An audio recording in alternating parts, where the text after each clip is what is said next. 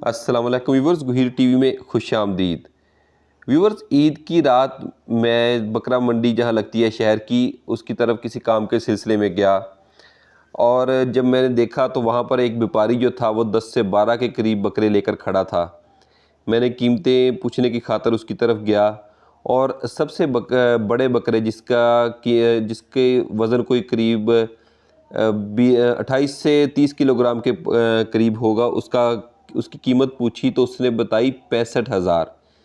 जबकि अभी पिछले ही रात जब हम बकरा मंडी से अपने बकरे जानवर कुर्बानी के ख़रीदने के लिए गए थे, तो उसकी कीमत जो इतने वज़न का एक जानवर था, उसकी कीमत लाख से 1,10,000 के करीब थी।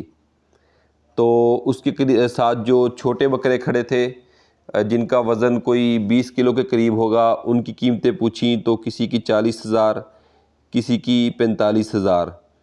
तो मैंने पूछा कि भाई आज इतने रेट क्यों कम हो गए? अभी कल तो ये बकरे जो थे, एक तकिया कलाम बनाया हुआ था व्यापारियों ने 80,000, 90,000, 80,000, 90,000। तो उसने बताया कि भाई ये बकरे हम लोग लाहौर से लेकर वापस आ गए हैं। इसी तरह बछड़ों के साथ भी बनी। बछड़ों की जो कीमतें थीं वो भी ऐसे ही हुई हैं कि लोग बहुत सारे जो बछड़े लेकर गए हुए थे उधर लाहौर या बड़ी मंडियों की तरफ, वो सब वापस आए नाकाम। उनके जानवर जो थे वो सेल नहीं हुए। इसकी वजह क्या बनी, मैं इसकी आपको एक मिसाल देता हूँ कि हमारे गांव से एक बकरा सेल हुआ 55,000 का, और ये हकीकी स्टोरी है। वो हमारे जो एक स्टॉप बना हुआ है जहाँ पर दुकानें वगैरह हैं, वहाँ पहुँचते ही उस बकरे की कीमत लग गई 62,000 रुपये। एक दूसरे व्यापारी ने इसको ख़रीद लिया। थोड़ी देर ही गुजरी थी कि एक तीसरे व्यापारी ने वही बकरा जो था वो 75,000 का ख़रीद लिया। अब ये 75,000 जो थी, ये लास्ट कीमत थी उसकी। अब जिस व्यापारी ने वो बकरा 75,000 का ख़रीदा, वो यकीनी तौर पर या तो वो उसको उसी कीमत में सेल करेगा नुकसान खाकर, क्योंकि साफ़-ज़ाहिर बात है ईद में अभी 10-12 दिन रहते थे, तो वो उसको संभालेगा, उसको खिलाए-पिलाएगा भी, या फिर उसको अपने पास ही रखना पड़ेगा। तो यही हालात हुए हैं।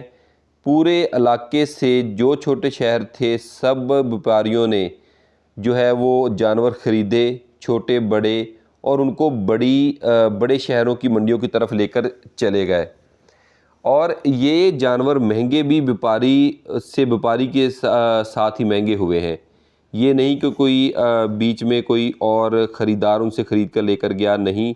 ये एक व्यापारी दूसरे व्यापारी को कोई 5,000 नफ़ा देकर ख़रीद रहा है, कोई 2,000 नफ़ा देकर ख़रीद रहा है, कोई 10,000।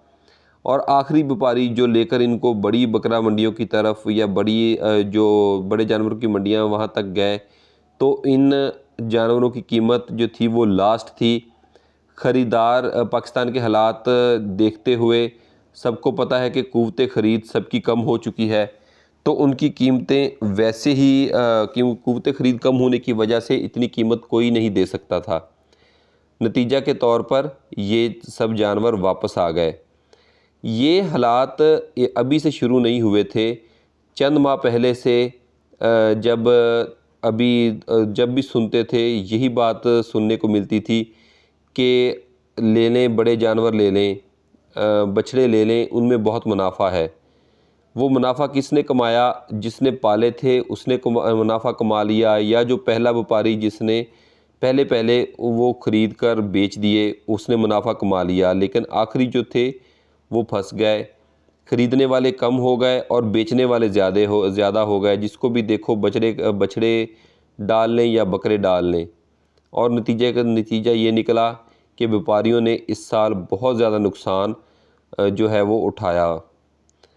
तो व्यूअर्स, अगर वीडियो पसंद आई हो तो सब्सक्राइब कर दीजिएगा चैनल को, लाइक और कमेंट ज़रूर कीजिएगा।